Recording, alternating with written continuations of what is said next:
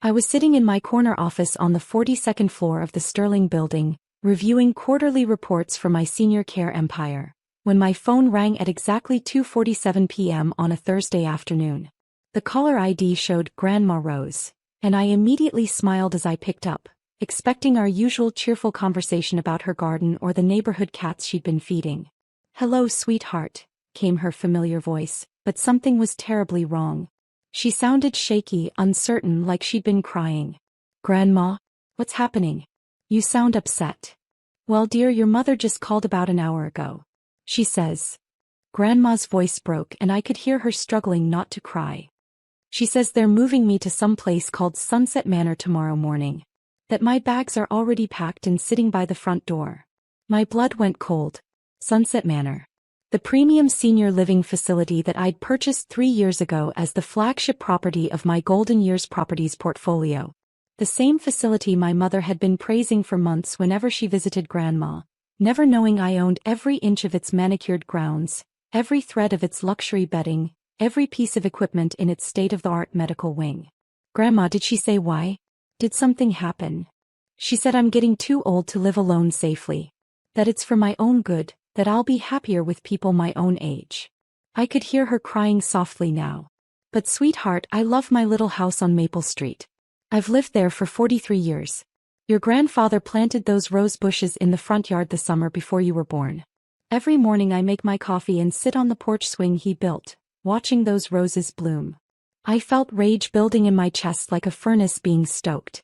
My 78-year-old grandmother, the woman who'd essentially raised me while my parents traveled constantly for their business ventures, was being shipped off like an inconvenience. The woman who'd taught me everything about kindness, hard work, integrity, and treating every person with dignity regardless of their age or station in life. "Grandma, listen to me very carefully. Don't pack anything. Don't sign any papers. Don't let anyone pressure you into anything. I'll handle this situation completely." "But dear, your mother seems so certain, so official. She had all these brochures and forms. She said the room is already reserved and paid for.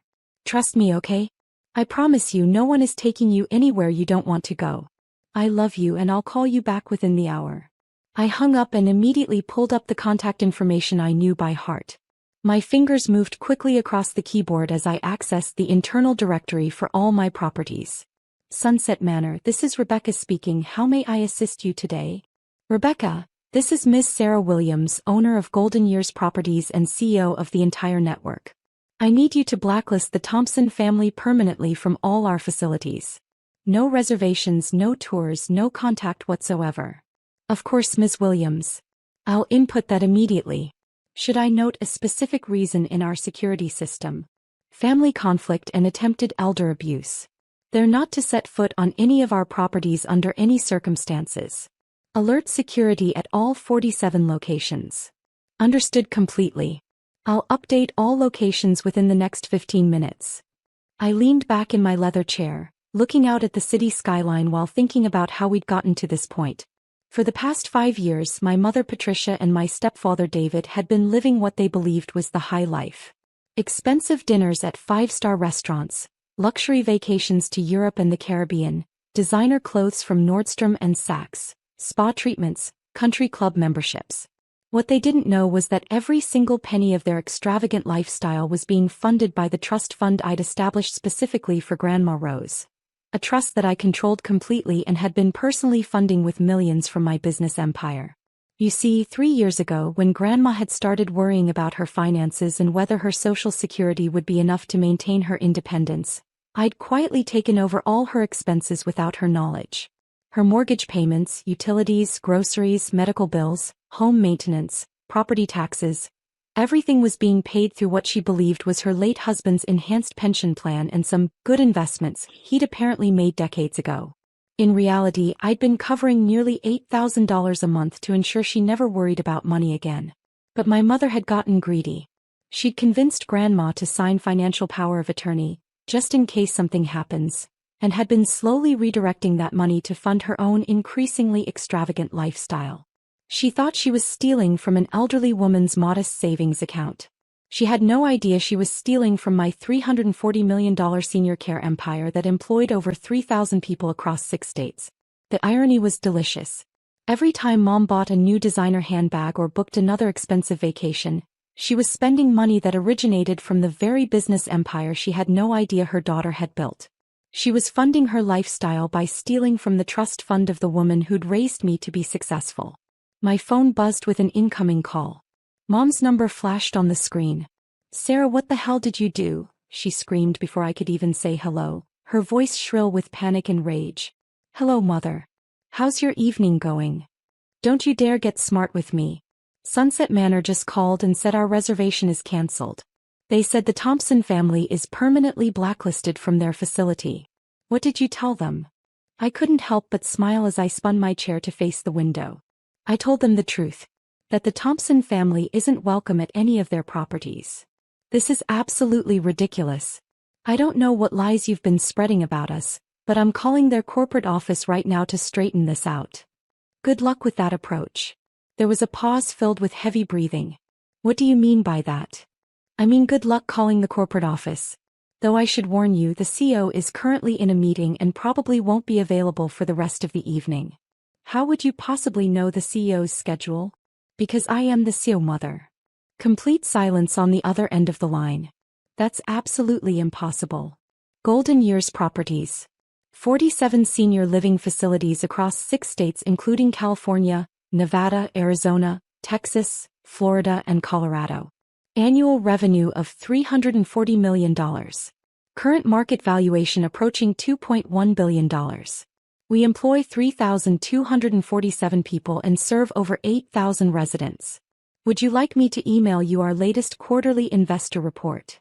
I could hear her breathing heavily, struggling to process this information. "You're lying. You're just trying to scare me." "Am I?" "Tell me, Mother, how exactly did you think Grandma was affording that beautiful house on Maple Street?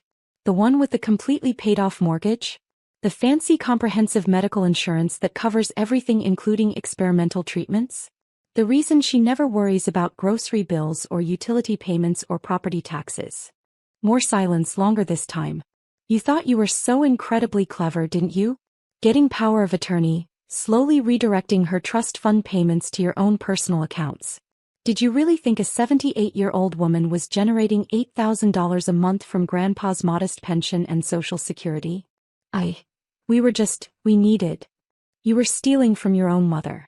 Except you weren't stealing from her modest retirement savings. You were stealing from me, from my business, from money I was providing to ensure her comfort and security." I pulled up the detailed financial records on my computer screen, scrolling through months of transactions. "Let's see.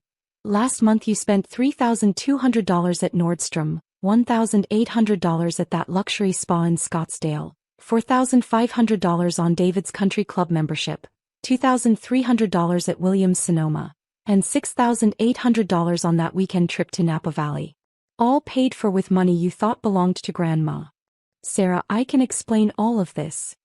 Here's what's going to happen, Mother. You're going to get in your car right now and drive to Grandma's house. You're going to apologize sincerely for scaring her with this nursing home nonsense. You're going to unpack whatever bags you've packed for her. And you're going to promise never to mention moving her anywhere ever again. But the money situation. The money will continue flowing to Grandma exactly like it always has, ensuring her complete comfort and security. But your little allowance, that generous funding of your lifestyle, that ends tonight at midnight." I could hear David in the background asking urgently what was happening, his voice getting louder and more agitated. "Oh, and Mother, you might want to check your credit cards in about an hour. And your bank account. And that lovely Mercedes lease you thought Grandma was paying for. And the rent on that upscale townhouse in Willow Creek Estates. You wouldn't dare." "I absolutely would. Everything gets turned off at midnight tonight. The house you're renting? That's mine too.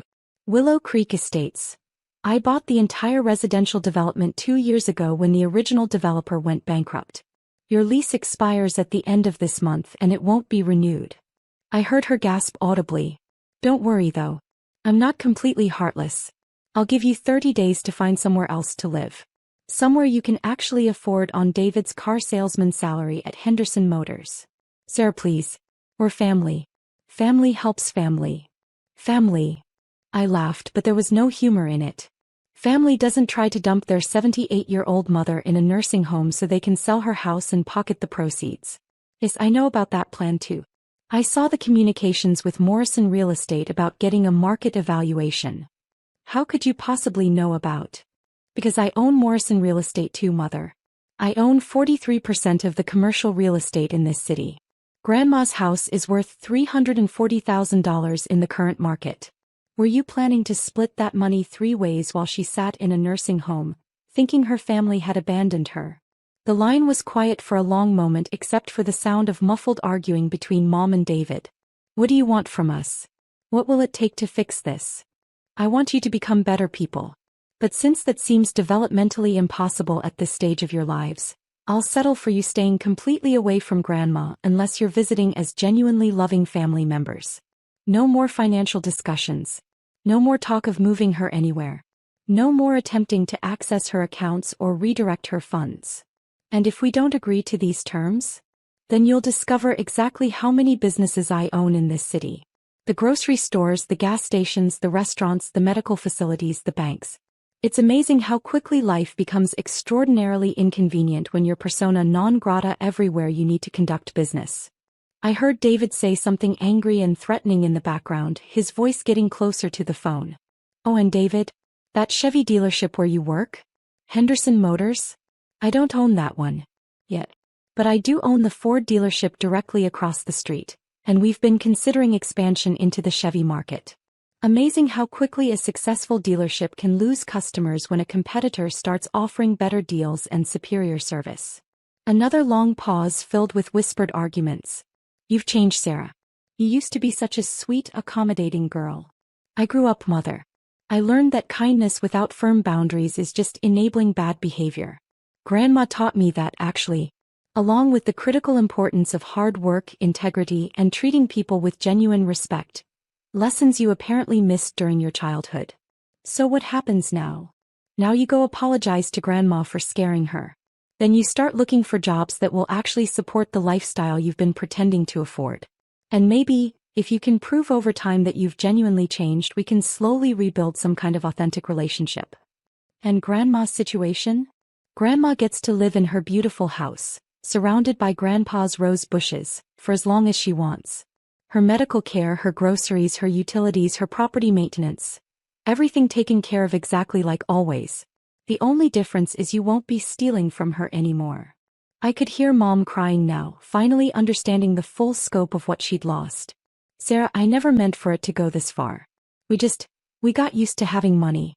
We thought she had more than she needed, that she wouldn't miss it. She does have more than she needs, because I make sure of it. But that money was supposed to give her peace of mind and security, not fund your shopping sprees and luxury vacations. Is there any way we can fix this relationship? I thought carefully for a moment. Maybe. But it starts with genuine, demonstrable change. Get real jobs. Support yourselves. Visit Grandma because you love her, not because you want something from her. Prove that you can be trustworthy people. And our housing situation? I'll give you 60 days instead of 30. And I won't blacklist you from other rental properties in the city. But the free ride ends tonight. Permanently. After I hung up, I immediately called Grandma back to check on her. Hello, sweetheart. Grandma, how are you feeling now? Well, it's the strangest thing. Your mother just called about 20 minutes ago. She was crying, apologizing profusely for scaring me about the nursing home. She said there was some kind of terrible misunderstanding about my living situation. That's good to hear. She also said something very strange. She said I should be incredibly proud of you, that you've built something amazing with your life. What did she mean by that? I smiled, looking out at the city lights beginning to twinkle in the evening darkness. Just that I've been working hard, Grandma. Building a business that helps take care of seniors and ensures they're treated with dignity. That's wonderful, dear. I always knew you'd do something special with your life. Even when you were little, you were always so thoughtful about other people, so determined to make things fair. I learned that from you. Oh, sweetheart. You know what? Your mother asked if she could come help me with some gardening this weekend. She said she wants to learn more about caring for those roses your grandfather planted. My heart softened slightly. Maybe there was genuine hope for change after all. That sounds really nice, Grandma. And she mentioned that she and David are going to start looking for real work again. Apparently they've been retired long enough, whatever that means. I chuckled. Apparently so. Sarah, can I ask you something important? Of course, anything. That senior living place they mentioned, Sunset Manor. Do you know anything about their reputation? I paused carefully. Why do you ask? Well, I was just thinking. If I ever do need that kind of care someday when I'm truly unable to manage independently, I'd want to make sure it's a good place. Somewhere that treats people with genuine dignity and respect. I can personally guarantee that Sunset Manor treats every single resident like beloved family, Grandma. They have beautiful gardens for walking, excellent medical care, and staff who genuinely care about the people they serve. But that's a decision for the future, if ever. That's very reassuring to know. You know, sometimes I worry about getting older, becoming a burden on the people I love. Grandma Rose, you could never ever be a burden. You're the person who taught me that everyone deserves respect and care, regardless of their age or circumstances. I promise you'll always have choices and you'll always be surrounded by people who love you unconditionally. Thank you, sweetheart. I love you too, more than you'll ever know. After we hung up, I sat in my office looking out at the city lights, thinking about legacy and family and what really matters. Tomorrow I'd implement some new policies across all my properties, stronger protections against elder abuse, better family screening processes, expanded support services for seniors who wanted to age in place, and enhanced staff training on recognizing and preventing financial exploitation. My phone buzzed with a text message from Mom. Thank you for giving us a chance to do better. We won't waste this opportunity. Maybe people could change. Maybe families could heal given proper boundaries and consequences. But one thing was absolutely certain. Grandma Rose would never have to worry about being treated as anything less than the treasure she was. Not on my watch. 6 months later, I was having Sunday dinner at Grandma's house. A tradition we'd established after the Sunset Manor incident. Mom and David were there too, both working full-time jobs and renting a modest apartment they could actually afford on their combined salaries. Sarah, Mom said as we cleared the dishes together, I never properly thanked you for what you did. For what exactly? For stopping me from making the biggest mistake of my life. I almost threw away the most precious relationship I have because I was selfish, greedy, and short-sighted. I looked through the kitchen window at Grandma, who was patiently teaching David how to properly prune her beloved rose bushes. We all make mistakes, Mom. What matters is learning from them and becoming better people. I've been thinking about getting my real estate license, she said quietly. Maybe working specifically with seniors who want to downsize or modify their homes to age in place safely. I think I could help people navigate those decisions better now, having learned what I've learned. I smiled genuinely. That sounds like truly meaningful work. It does. And Sarah? That business you built, taking care of seniors, treating them with dignity, it's exactly what this world needs more of. As I drove home that evening, I passed the illuminated Sunset Manor sign. Tomorrow I'd be breaking ground on our newest facility. One designed specifically for seniors who wanted independent living with comprehensive support services available as needed. But tonight I was just grateful that sometimes, the best revenge is actually love. Love strong enough to set firm boundaries, enforce real consequences and create space for people to become better versions of themselves. Grandma's roses were blooming more beautifully than ever this year.